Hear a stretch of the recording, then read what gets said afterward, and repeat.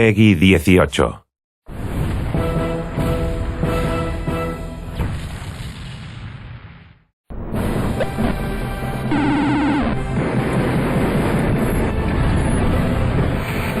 are turning into monsters!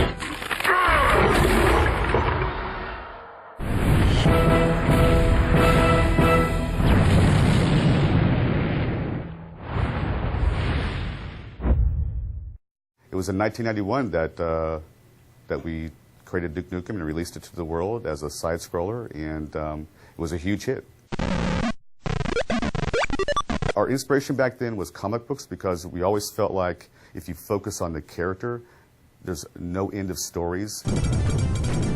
Duke does it his way, and his way is very entertaining. It's a wild thing.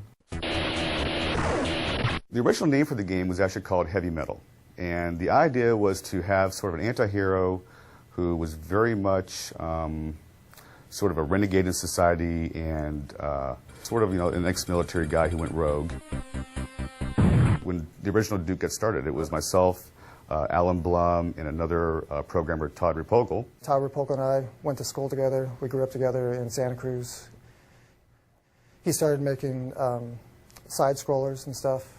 And while I was going to school at UCSC studying computer science, we were working on Duke Nukem 1 together.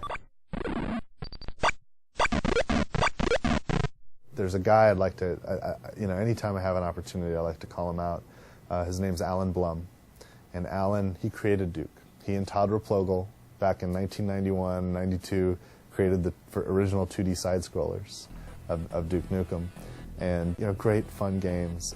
And he's the one guy that from the very first moment of Duke existing all the way through till today has been involved in the Duke projects. It's very childish, so it doesn't take itself seriously, It's, instead of trying to fit a formula or trying to do certain things, it just does stuff you want to do.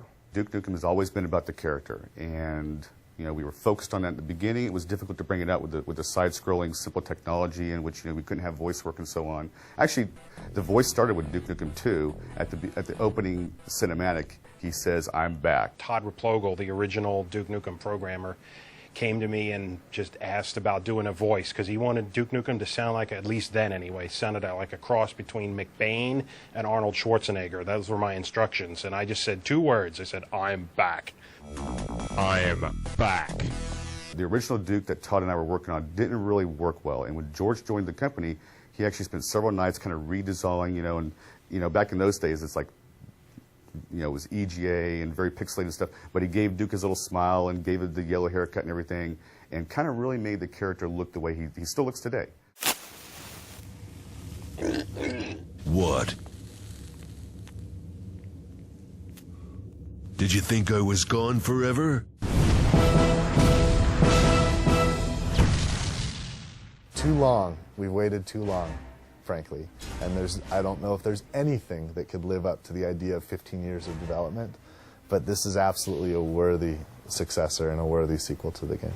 I think that this is what fans have wanted to come out, and it's finally come out. I can't be more excited.